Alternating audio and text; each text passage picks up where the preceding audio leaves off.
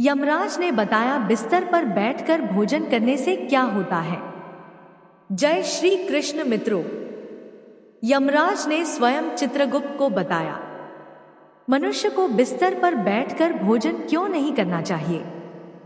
दोस्तों, एक समय की बात है, यमलोक में यमराज अपने विशाल और दिव्य सभागार में स्वर्णिम सिंहासन पर विराजमान थे। समस्त दिशाओं में गंभीरता और तेज व्याप्त था। उसी सिंहासन के समीप चित्रगुप्त अपने हस्तपत्र लिए विनम्रता पूर्वक बैठे थे। दोनों के बीच धर्म और कर्तव्य से जुड़ी गहन वार्तालाप चल रही थी। बातचीत के एक विराम में चित्रगुप्त ने आदर सहित यमराज से एक जिज्ञासा प्रकट की जो उनके हृदय में लंबे समय से उठ रही थी। हे प्रभु, कृपा करके मेरी कुछ शंकाओं का समाधान कीजिए। मनुष्य को भोजन किस प्रकार से करना चाहिए? भोजन करने के लिए उचित दिशा और स्थान कौन सा है? किन स्थानों पर बैठकर भोजन नहीं करना चाहिए? भोजन से पूर्व क्या करना चाहिए और भोजन के बाद क्या करना चाहिए? किसके घर का भोजन नहीं करना चाहिए? किन स्थानों पर बैठकर भोजन करने से आयु कम होती है? कृपा करके मेरे इन सभी प्रश्नों का उत्तर दीजिए। चित्रगुप्त के इतने विनम्र प्रश्न सुनकर यमराज जी हल्के से मुस्कुराए। उनके तेजस्वी चेहरे पर करुणा और गंभीरता एक साथ झलक रही थी। फिर शांत स्वर में चित्रगुप्त की ओर देखते हुए बोले, हे चित्रगुप्त, तुमने बहुत उचित प्रश्न पूछे हैं। वास्तव में इन सभी प्रश्नों का उत्तर मनुष्य के आचरण, उसके व्यवहार और उसकी आदतों में ही छिपा होता है। जैसा आचरण मनुष्य करता है वैसा ही फल उसे जीवन में भोगना पड़ता है। अच्छे और सात्विक आचरण से सुख, शांति और दीर्घायु प्राप्त होती है। वहीं अनुचित आदतें मनुष्य के जीवन में दुख, कष्ट और कभी कभी अकाल मृत्यु तक ले आती हैं। इसलिए आवश्यक है कि मनुष्य भोजन करते समय शास्त्रों द्वारा बताए गए नियमों का पूर्ण रूप से पालन करे। जो मनुष्य शास्त्रीय नियमों के अनुसार भोजन ग्रहण करता है वह अवश्य ही दीर्घायु होता है। उसका शरीर रोगों और व्याधियों से सुरक्षित रहता है। उसमें पाप का वास नहीं होता, बल्कि सात्विकता और पवित्रता का प्रकाश बना रहता है। इसीलिए भोजन के समय दिशा, स्थान, समय और व्यक्ति की उम्र, इन सभी का विशेष ध्यान रखना चाहिए। इन्हीं बातों में मनुष्य का स्वास्थ्य, आयु और आध्यात्मिक बल छिपा होता है। यह सुनकर चित्रगुप्त ने अत्यंत विनम्र स्वर में कहा, हे प्रभु, कृपया इन रहस्यों को विस्तार से समझाइए। भोजन करने के जो जो नियम हैं वे सभी मुझे विस्तार से बताइए। चित्रगुप्त ने परम विनम्रता से निवेदन किया। चित्रगुप्त की यह प्रार्थना सुनकर यमराज का स्वर गहरा हो गया। उनके तेजस्वी नेत्रों में गंभीरता उतर आई। वे कुछ क्षण मौन रहे, मानो मानव जीवन के गढ़ रहस्यों को शब्दों में ढालने की तैयारी कर रहे हो।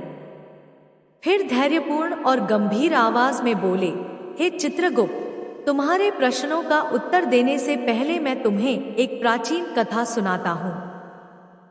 इसे ध्यानपूर्वक सुनो, क्योंकि इसी कथा में तुम्हें तुम्हारे सभी प्रश्नों के उत्तर मिल जाएंगे।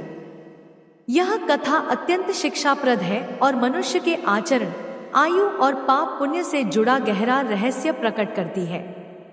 जो भी इस कथा का श्रद्धा पूर्वक श्रवण करेगा और इसे आगे लोगों के बीच प्रचारित करेगा, उसके 32 प्रकार के पाप मैं स्वयं क्षमा कर दूंगा। यह सुनकर चित्रगुप्त अत्यंत प्रसन्न और हर्षित हो उठे। उन्होंने आदर पूर्वक हाथ जोड़कर कहा, हे धर्मराज, आपके मुख से इस महान कथा को सुनना मेरा सौभाग्य है। मैं इसे ध्यानपूर्वक अवश्य सुनूंगा। चित्रगुप्त के इन शब्दों के बाद यमराज चित्रगुप्त को वह प्राचीन कथा सुनाने लगे। प्रिय मित्रों, आप भी ध्यान से सुने, क्योंकि यह कथा अत्यंत ज्ञानवर्धक है और मनुष्य के जीवन, कर्म और भाग्य के रहस्यों को उजागर करती है। इस कथा को अंत तक अवश्य सुने। यमराज जी ने कथा सुनाते हुए कहा कि हे चित्रगुप्त, प्राचीन काल में मगध देश के विजय नामक एक विशाल और समृद्ध राज्य में चंद्रकेतु नाम के एक प्रतापी और धर्मपरायण सम्राट राज्य करते थे। उनका राज्य प्रकृति की विपुल संपदा से परिपूर्ण था। नदियां निर्मल, खेत लहलहाते, वन धन धान्य से भरपूर और प्रजाजन अत्यंत सुखी और संतुष्ट थे। राजा चंद्रकेतु गुणवान, बुद्धिमान और अत्यंत दयालु हृदय के थे। वे सदैव अपनी प्रजा के हित के लिए प्रयत्नशील रहते, यज्ञ, दान और जन कल्याण के अनगिनत कार्य करते रहते थे। उनके न्याय और करुणा की चर्चा दूर दूर तक फैल चुकी थी। प्रजा उन्हें राजा नहीं बल्कि पिता समान मानकर आदर और प्रेम देती थी। राजा की पत्नी रानी शीलवती भी उतनी ही धर्मपरायण, सुंदर और सदाचारी थी। रानी प्रतिदिन पूजा पाठ करती, जरूरतमंदों को अन्न वस्त्र दान देती और पूरे मन से राज्य की भलाई की कामना करती थी। इस दिव्य दंपत्ति के शासन में राज्य मानो स्वर्ग जैसा प्रतीत होता था। लेकिन इस सुख और समृद्धि के बीच एक गहरा दुख था जो राजा और रानी के हृदय को हर समय सालता रहता था। संतान का अभाव। वर्ष बीत गए। उन्होंने अनेकों व्रत, पूजा, यज्ञ और अनुष्ठान किए।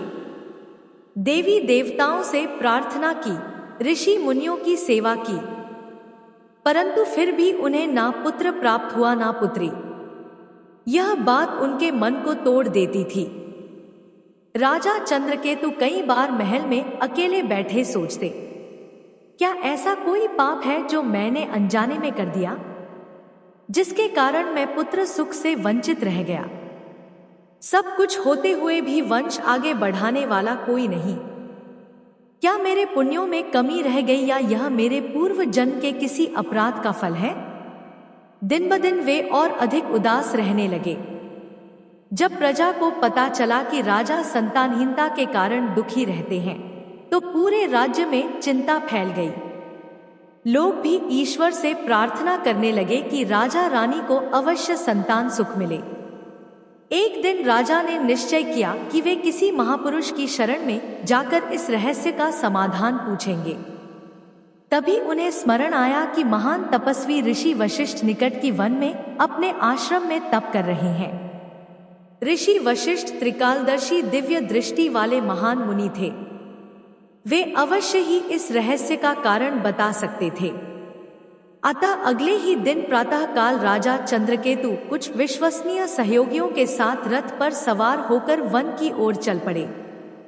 थोड़ी ही देर में वे उस शांत पवित्र आश्रम में पहुंचे जहां हरे भरे वृक्षों की छाया थी और पक्षियों का मधुर कलरव वातावरण को दिव्य बना रहा था। ऋषि वशिष्ठ आश्रम के द्वार पर ही मानो उनकी प्रतीक्षा कर रहे थे। राजा को आते देख उन्होंने तेजों में मुस्कान के साथ स्वागत किया और बोले, आओ राजन, हमारे आश्रम में तुम्हारा स्वागत है। आज इस प्रकार यहाँ आने का क्या कारण है? सब कुशल तो है? कहीं राज्य के कार्यों से विरक्त होकर संन्यास लेने का विचार तो नहीं बना लिया? ऋषि ने यह कहते हुए हल्की मुस्कान की, जैसे राजा की मनस्थिति को परख रहे हो। पर अगले ही क्षण उनका मुख गंभीर हो गया और वे शांत भाव से राजा की प्रतीक्षा करने लगे कि अब वे अपने मन की बात प्रकट करें। राजा चंद्रकेतु ने दोनों हाथ जोड़कर अत्यंत विनम्रता से कहा, है मुनिवर, राज्य के कार्य भली भांति चल रहे हैं। मेरा संन्यास लेने का कोई इरादा नहीं है, परंतु मैं एक भारी चिंता के कारण व्याकुल होकर आपकी शरण में आया हूं। आप जगत के रहस्यों के ज्ञाता हैं, इसलिए मेरी शंका का समाधान केवल आप ही कर सकते हैं।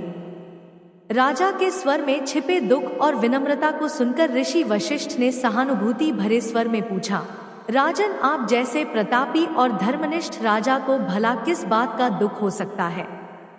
निश्चय ही आपकी प्रजा सुखी है, राज्य समृद्ध है। फिर भी यदि आपके मन में कोई शंका या कोई कष्ट है तो निसंकोच कहिए, मैं यथाशक्ति आपकी अवश्य सहायता करूंगा। ऋषि वशिष्ठ के इन करुण और आश्वस्त करने वाले शब्दों को सुनकर राजा चंद्रकेतु का हृदय कुछ हल्का हुआ। वे कुछ क्षण मौन रहे, जैसे अपने भीतर के दुख को शब्दों में ढालने की तैयारी कर रहे हो। फिर धीमे और दुखी स्वर में अपनी व्यथा सुनाई। हे मुनिवर, मेरे जीवन में एक ही अभाव है। मेरी कोई संतान नहीं है, ना पुत्र है ना पुत्री। मैंने अनेक यज्ञ किए, उपवास किए, तीर्थों के दर्शन किए, ब्राह्मणों को दान दिया और हर संभव प्रयास किया, किंतु भाग्य ने मुझे संतान सुख से वंचित ही रखा है। कृपा कर बताइए कि ऐसा कौन सा अपराध मुझसे हुआ है जिसके कारण मुझे संतानहीन रहने का यह दंड मिला है। मेरे बाद मेरे राज्य का उत्तराधिकारी कौन होगा? मेरा वंश कैसे आगे बढ़ेगा? कृपा कर मेरे मन की यह पीड़ा दूर कीजिए और यह भी बताइए कि संतान प्राप्ति के लिए मुझे क्या उपाय करना चाहिए। राजा की व्यथा सुनकर ऋषि वशिष्ठ ने कुछ पल के लिए अपनी आंखें मूंद ली और दिव्य दृष्टि से राजा के पूर्व जन्म के कर्मों का निरीक्षण करने लगे। ध्यान मग्न ऋषि पर राजा की निगाह टिकी हुई थी। कुछ क्षण बाद ऋषि ने आंखें खोलकर कहा, है राजन, जो कुछ मैं बता रहा हूं उसे धैर्यपूर्वक सुनो। ऋषि वशिष्ठ ने गंभीर और करुण स्वर में कहा, मनुष्य के जीवन में जो भी सुख दुख आते हैं वे यूं ही नहीं आते। उनके पीछे उसके ही किए हुए पूर्व जन्म के कर्म खड़े रहते हैं। तुम्हारे संतान ना होने का कारण भी तुम्हारे वर्तमान जीवन से नहीं बल्कि तुम्हारे पूर्व जन्म के कर्मों में गहराई से छिपा हुआ है। पिछले जन्म में अनजाने में ही सही तुमसे एक ऐसा कर्म हुआ था जिसे शास्त्रों में पाप कहा गया है। मनुष्य चाहे कितना ही धर्म परायण क्यों ना हो, यदि पिछले जन्म का कोई अपूर्ण पाप उसके साथ है तो उसका फल उसे कभी ना कभी भोगना पड़ता ही है। उसी पाप का फल तुम्हें इस जन्म में संतानहीनता के रूप में भोगना पड़ रहा है। ऋषि की वाणी गंभीर हो गई। उनके शब्दों में किसी को दोष देने का भाव नहीं था बल्कि सच्चाई का दर्पण था।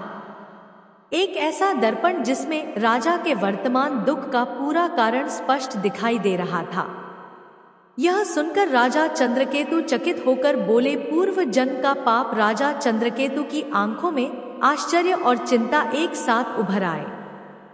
वे थोड़ा आगे झुककर विनम्रता से बोले, मुनिवर, कृपया विस्तार से बताइए, मुझसे ऐसा कौन सा पाप हो गया था? कौन सी गलती मैंने अनजाने में कर दी कि आज मुझे इस जीवन में संतान सुख से वंचित रहना पड़ रहा है? कृपा करके मुझे इस रहस्य से अवगत कराएं ताकि मेरे हृदय का बोझ हल्का हो सके। राजा की व्याकुलता और सत्य जानने की तीव्र इच्छा को देखकर ऋषि वशिष्ठ कुछ क्षण मौन रहे, मानो वे स्मृतियों के उस द्वार पर दस्तक दे रहे हो। यहाँ राजा के पूर्व जन्म के कर्म सुरक्षित पड़े थे। उनकी आंखों में सहानुभूति थी पर साथ ही एक गंभीरता भी। फिर उन्होंने धीमे परंतु गहन स्वर में कहना आरंभ किया। पूर्व जन्म में ऋषि वशिष्ठ ने धीमे और करुण स्वर में कहना आरंभ किया, तुम एक साधारण शिकारी थे। तुम्हारा जीवन वन में शिकार करके ही चलता था।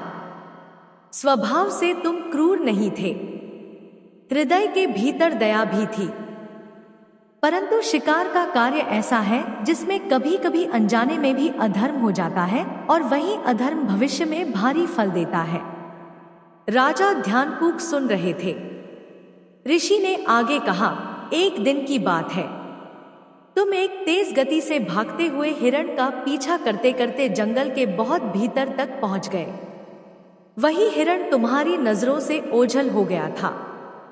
तुम उसे खोजते हुए एक हरी भरी जगह पर पहुंचे जहां प्रकृति शांत और निर्मल थी। वहीं एक गौ माता अपने छोटे से बछड़े को स्नेहपूर्वक दूध पिला रही थी। परंतु दुर्भाग्यवश तुम्हारी दृष्टि वहां नहीं गई। तुम्हें लगा कि हिरण शायद झाड़ियों के पीछे छुपा होगा। यही भ्रम तुम्हारे जीवन का सबसे बड़ा अपराध बन गया। तुमने बिना देखे उसी दिशा में तीर चला दिया। वह तीर हवा चीरता हुआ सीधे उस गौ माता के शरीर में जा लगा। ऋषि का स्वर क्षण भर के लिए भारी हो गया। गौ माता बुरी तरह घायल होकर पीड़ा से जमीन पर गिर गई। उसका छोटा सा बछड़ा डरकर कांपने लगा। उसकी आंखों में भय और असहायता भर गई। जब तुम्हें अपनी भूल का एहसास हुआ तो तुम पछतावे से भर उठे। तुम तुरंत भागकर गाय के पास पहुंचे, घाव को दबाया, पत्तों से रक्त रोकने की कोशिश की, जो भी कर सकते थे सब किया। लेकिन कुछ देर बाद वह पवित्र गौ माता तड़पते तड़पते प्राण छोड़ गई। तुम्हारा हृदय उस दिन टूट गया था, पर पाप तो हो चुका था। ऋषि वशिष्ठ ने गंभीर स्वर में कहा, है राजन, गौ माता को अकारण कष्ट पहुंचाना अत्यंत बड़ा पाप माना गया है। गाय केवल पशु नहीं, माता के समान पवित्र मानी जाती है। उसका दुख, उसकी पीड़ा, उसका रक्त, सबका प्रतिफल बहुत भारी होता है। और भले ही तुम्हारा अपराध अनजाने में हुआ था, परंतु वह कर्म ही तुम्हारे इस जन्म की संतानहीनता का कारण बना। उसी पाप का फल तुम्हें इस जीवन में पुत्रहीन रहने के रूप में प्राप्त हुआ। ऋषि के वचन सुनते ही राजा चंद्रकेतु के नेत्र भर आए। उनके आंसू टप टप गिरने लगे। वे पश्चाताप, दर्द और गहरी करुणा से कांप उठे। वे दुखी होकर बोले, मुनिवर, मुझे गहरा पछतावा है कि पिछले जन्म में मुझसे ऐसा अनर्थ हो गया। मैंने अज्ञानवश गो हत्या जैसा महान पाप कर दिया। आज जब आपकी वाणी से यह सत्य ज्ञात हुआ तो मेरा हृदय पश्चाताप से भर गया है। कृपा कर बताइए, क्या इस पाप से मुक्ति का कोई मार्ग है? क्या कोई ऐसा प्रायश्चित है जो मैं कर सकता हूं? मैं इस बोझ से उभरना चाहता हूं। कृपा करके मुझे इस पाप से उभरने का उपाय बताएं। राजा की विनम्र, कंपित और दुख से भरी वाणी सुनकर ऋषि वशिष्ठ का हृदय कोमल हो उठा। उनकी आंखों में करुणा की चमक उभरी। वे धीमे, शांत और कोमल स्वर में बोले, हे राजन। ऋषि वशिष्ठ ने अत्यंत शांत और करुणा से भरे स्वर में कहा, हर पाप से प्रायश्चित द्वारा मुक्ति संभव है। यदि मनुष्य सचमुच हृदय से पश्चाताप करे और अपने कर्मों का प्रायश्चित करना चाहे तो ईश्वर भी उसकी सहायता करते हैं। तुम्हारे मामले में भी उपाय है। गौ हत्या या गौ को कष्ट पहुंचाने के पाप के प्रायश्चित स्वरूप तुम्हें ग्रहण, श्रद्धा और भक्ति के साथ गौ सेवा करनी चाहिए। ऋषि ने आगे समझाया, तुम गायों की सेवा पूरी निष्ठा से करो। भूखी गायों को चारा और स्वच्छ पानी दो। गौशालाएं बनवाओ जहां बेसहारा और घायल गाय सुरक्षित रह सके। बीमार गौ माता का उपचार करवाओ। उनके प्रति प्रेम, आदर और भक्ति का भाव रखो। राजन, स्मरण रखो, गौ सेवा से बढ़कर कोई पुण्य इस धरती पर नहीं माना गया है। जब मनुष्य ईमानदारी से गौ सेवा करता है तो न केवल उसके पापों का शमन होता है, बल्कि उसके जीवन में सुख, शांति और सौभाग्य भी बढ़ते हैं। ऋषि वशिष्ठ के वचन राजा के हृदय में गहराई तक उतर गए। वे भाव विभल होकर झुक गए। उनके नेत्र भर आए। उन्होंने श्रद्धा और कृतज्ञता के साथ वशिष्ठ मुनि के चरण पकड़ लिए और कृतज्ञता से बोले, मुनिवर, तुम्हारे शब्दों ने मेरे हृदय को झकझोर दिया। मुझे इस पाप का बोध होते ही आत्मग्लानि से विषाद हुआ। मैं सत्य ही कहता हूं। मैं अब आपके बताए मार्ग का पालन करूंगा। गौ माता की सेवा करके ही अपने किए हुए पाप का प्रायश्चित करूंगा। ऋषि वशिष्ठ ने राजा को आशीर्वाद दिया और स्नेह पूर्वक विदा किया। राजा चंद्रकेतु आश्रम से लौटकर पूर्ण निष्ठा और संकल्प के साथ गौ सेवा में जुट गए। उन्होंने राज्यव्यापी प्रयत्न आरंभ किए। दर गौशालाएं बनवाई, बेसहारा और घायल गायों के लिए संरक्षण का प्रबंध कराया, चारा और स्वच्छ जल की सुनिश्चित व्यवस्था की तथा योग्य वैद्यों से गौ चिकित्सा करवाई। स्वयं भी वे प्रातःकालीन श्रृंगार और पूजन करके हाथों से गायों की सेवा करने लगे। रानी शीलवती भी पति के साथ पूर्ण मनोयोग से इस पुण्य कर्म में लगी रही। वे भी प्रतिदिन गायों की सेवा करती, दान देती और उत्साह से भक्ति भाव से पूजा पाठ करती रही। उनका अटल विश्वास था कि गौ सेवा से उनके जीवन का अंधकार अवश्य प्रकाश में बदलेगा। कई मासों तक निस्वार्थ श्रद्धा और धैर्य के साथ जब वह गौ सेवा करते रहे तो ईश्वर की कृपा सिद्ध हुई। रानी शीलवती को अंततः एक सुंदर पुत्र की प्राप्ति हुई। राज्य में भी आनंद और उज्ज्वलता छा गई। प्रजा ने भी इस शुभ अवसर पर हर्षोल्लास मनाया और समस्त राज्य में उत्सव की लहर दौड़ पड़ी। समय के साथ राजकुमार स्वास्थ्यवर्धक और हृष्ट पुष्ट बालक के रूप में बढ़ा। राजा और रानी ने उसे स्नेह और लालन पालन से भरपूर वातावरण में पाला। वर्षों से संतान के अभाव के दुख के बाद अब उनकी खुशियां अकूत थी। माता पिता का प्रेम इतना अधिक था कि वे राजकुमार की हर इच्छा पूरी कर देते। राज दरबार के सेवक उसके हर नखरे सहते और उसकी किसी भी गलती पर उसे कठोर अनुशासन में ना रखते हुए दुलार करते। कुछ बुजुर्ग और राजगुरुओं ने समय प्रसंग पर उसे अनुशासन और शुद्ध आचरण का उपदेश दिया, परंतु माता पिता ने प्रेमवश उन सुझावों को नजरअंदाज कर दिया। रानी शीलवती चाहती थी कि उसके बाल्यकाल में केवल हंसी खुशी हो, इसलिए उन्होंने उसकी हर हरकत को क्षमा कर दिया। इस प्रकार राजकुमार किशोरावस्था तक पहुंचते पहुंचते 16 वर्ष का हो गया। राजा चंद्रकेतु ने मन ही मन उसे अपना उत्तराधिकारी मानना आरंभ कर दिया, पर विधि को कुछ और ही मंजूर था। 16 वर्ष की अल्प आयु में अचानक उस राजकुमार पर एक गंभीर रोग टूट पड़ा। राज्य के कुशल वैद्य व्यवस्था और दूर दराज से बुलाए गए चिकित्सक यज्ञ और आराधनाओं के बावजूद किसी भी उपाय से रोग पर प्रभाव नहीं पड़ा। कुछ ही दिनों के भीतर दुर्भाग्यवश वह युवा राजकुमार अपना प्राण त्याग गया। इस अचानक आए वज्रपात ने राजा और रानी पर दुखों का ऐसा पहाड़ ढा दिया कि शब्दों में बयां कर पाना कठिन था। पूरे राज्य में शोक छा गया। लोग विलाप करते और देवताओं से प्रार्थना करते रहे। इस अपार दुख के पश्चात राजा चंद्रकेतु ने राजपाट त्यागने का निश्चय कर लिया। उन्होंने राज्य अपनी इच्छा अनुसार अपने भतीजे को सौंपकर रानी शीलवती सहित वन में ऋषि वशिष्ठ के आश्रम में आ गए। जब ऋषि वशिष्ठ ने राजा दंपत्ति को अत्यंत शोकाकुल देखा तो स्नेह पूर्वक कारण पूछा, राजन आप इतने व्यथित क्यों हैं? राजा चंद्रकेतु ने रोते हुए अपने पुत्र की अकाल मृत्यु की कथा ऋषि को सुना दी। तब ऋषि वशिष्ठ ने ध्यान लगाकर अपनी दिव्य दृष्टि से जानने के बाद कहा, है राजन। ऋषि वशिष्ठ ने गहन और स्नेह भरे स्वर में कहा, आपके पुत्र की आयु क्षीण होने का कारण किसी बाहरी कारक में नहीं था, बल्कि उसके अपने ही दैनिक आचरण में छिपा हुआ था।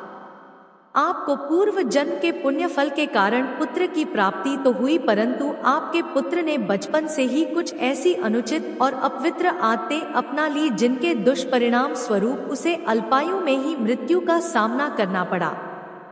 ऋषि आगे बोले, आपका पुत्र प्रतिदिन बिना स्नान किए भोजन करता रहा। शरीर और मन जब तक पवित्र ना हो तब तक लिया गया भोजन रोग का कारण बन जाता है। जो मनुष्य ना स्नान करता है, ना शुचिता रखता है और उसी अवस्था में भोजन करता है, उसकी आयु धीरे धीरे क्षीण हो जाती है।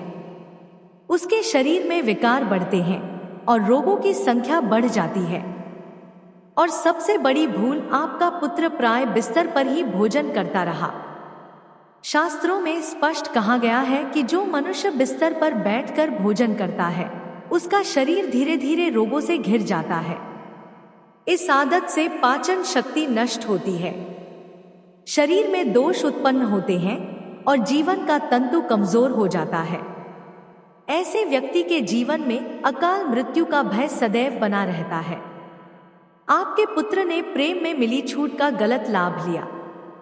माता पिता के असीम दुलार ने उसे अनुशासन से विमोह कर दिया और परिणाम स्वरूप उसके शरीर ने उन अपवित्र आदतों का दंड भोगा।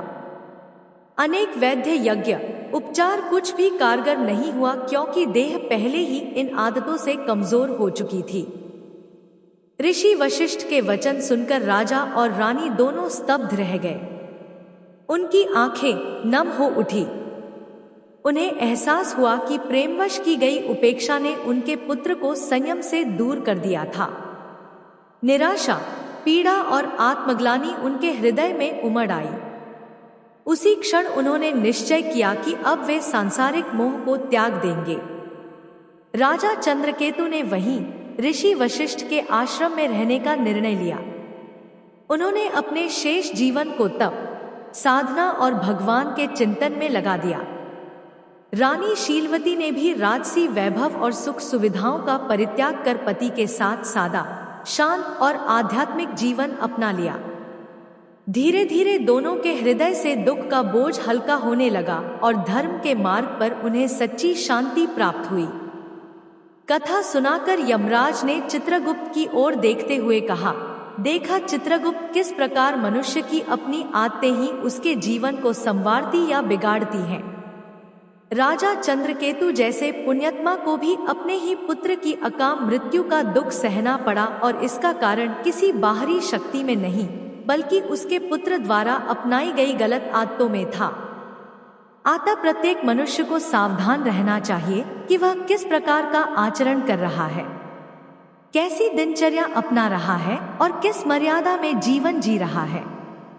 मनुष्य को सदैव भोजन करने से पूर्व शारीरिक शुद्धि अवश्य कर लेनी चाहिए। अपने पांचों अंग, दोनों हाथ, दोनों पैर तथा मुखमंडल को स्वच्छ जल से धोना चाहिए। यदि संभव हो तो भोजन से पूर्व स्नान करना सर्वोत्तम माना गया है। शास्त्रों में बिना स्नान किए भोजन करना वर्जित कहा गया है। ऐसा करना पशुवत आचरण माना गया है और इससे मनुष्य की आयु घटती है तथा शरीर रोगों से ग्रस्त होने लगता है। स्वच्छता के पश्चात ही मनुष्य को अन्न ग्रहण करना चाहिए। भोजन आरंभ करने से पूर्व मनुष्य को देवी अन्नपूर्णा तथा परमात्मा का स्मरण करके कृतज्ञता व्यक्त करनी चाहिए, क्योंकि उन्हीं की कृपा से यह अन्न उपलब्ध हुआ है। साथ ही यह भी प्रार्थना करनी चाहिए कि संसार के सभी प्राणियों को भोजन प्राप्त हो। इस प्रकार मन ही मन ईश्वर को प्रणाम करके आदर पूर्वक भोजन करने से अन्न पवित्र रहता है और शरीर को पूर्ण पोषण देता है। भोजन करते समय बैठने का स्थान भी शुद्ध और उचित होना चाहिए। भूमि पर चटाई बिछाकर पालथी मारकर बैठना श्रेष्ठ माना गया है। इसके विपरीत बिस्तर पर बैठकर भोजन करना अशुभ, अपवित्र और स्वास्थ्य के लिए घातक माना गया है। शैया पर भोजन करने से शरीर में विकार बढ़ते हैं, पाचन शक्ति कमजोर होती है और विभिन्न रोग उत्पन्न होकर जीवन को संकटग्रस्त कर देते हैं। हे चित्रगुप्त, 3 प्रकार का भोजन मनुष्य को कभी नहीं करना चाहिए। पहला, वह अन्न जिसके ऊपर से कोई व्यक्ति पैर रखकर चला गया हो या जिसे किसी ने लांघ दिया हो। ऐसा अन्न अपवित्र हो जाता है और उसे खाने से आयु घटती है, रोग बढ़ते हैं और शरीर दुर्बल हो जाता है। ऐसे अन्न को पशुओं को दे देना चाहिए। दूसरा, वह भोजन जिसमें बाल, कीड़े या कोई अशुद्ध पदार्थ गिर गया हो। यदि थाली में बाल दिख जाए तो समझना चाहिए कि वह अन्न त्याज्य हो गया है। ऐसा अन्न ना स्वयं खाना चाहिए ना भगवान को भोग लगाना चाहिए, क्योंकि उसका सात्विक प्रभाव समाप्त हो जाता है और प्रेत योनि के जीव उसका उपभोग करते हैं। तीसरा, वह भोजन जो किसी अन्य व्यक्ति के लिए परोसा गया हो। याद रखो, दूसरों का हिस्सा छीनकर खाने वाला कभी सुखी नहीं होता। जो व्यक्ति दूसरे का भाग चुराता है या बिना बांटे स्वयं खा लेता है, उस पर देवी अन्नपूर्णा रुष्ट हो जाती है। उसके पुण्य नष्ट हो जाते हैं और उसके जीवन में दरिद्रता एवं संकट प्रवेश कर जाते हैं। अतः भोजन हमेशा बांटकर सभी को अर्पित करके और उचित पात्र को देकर ही ग्रहण करना चाहिए। इसके अतिरिक्त भोजन का अनादर कभी नहीं करना चाहिए। जूता भोजन इधर उधर फेंकना या अन्न की बर्बादी करना भी पाप माना गया है। अन्न देवता की कृपा से ही जीवन चलता है, इसलिए अन्न को सदैव आदरपूर्वक ग्रहण करना चाहिए। जो मनुष्य इन नियमों का पालन करता है वह स्वस्थ, निरोगी और दीर्घायु होता है। उसके जीवन में सुख समृद्धि बनी रहती है और उसे अकाल मृत्यु का भय नहीं रहता। मनुष्य के आचार विचार ही उसके भाग्य का निर्माण करते हैं। अच्छे कर्म और सुंदर आदतें जीवन को सुखमय बनाती हैं, जबकि गलत आदतें जीवन को दुखमय और संक्षिप्त कर देती हैं। इसलिए प्रत्येक व्यक्ति को अपने दैनिक व्यवहार में पवित्रता, अनुशासन और मर्यादा का पालन अवश्य करना चाहिए। इस प्रकार यमराज ने चित्रगुप्त को मनुष्य के आचार विचार, शुद्ध अशुद्ध भोजन आदतों और जीवन के नियमों से संबंधित अत्यंत महत्वपूर्ण ज्ञान दिया। इस कथा से हम सीखते हैं कि बिस्तर पर बैठकर भोजन करना, बिना स्वच्छता के अन्न ग्रहण करना और भोजन का अनादर करना क्यों त्याज्य है। हमें सदैव शास्त्रों की मर्यादाओं का पालन करते हुए पवित्र आचरण अपनाना चाहिए ताकि हमारे जीवन में सुख, स्वास्थ्य और शांति बनी रहे। तो इस प्रकार से यमराज में चित्रगुप्त को अत्यंत महत्वपूर्ण ज्ञान दिया है। आपको हमारी वीडियो पसंद आई हो तो हमारे चैनल को लाइक और सब्सक्राइब करें। कमेंट बॉक्स में हर हर महादेव अवश्य लिखें। राधे राधे मित्रों।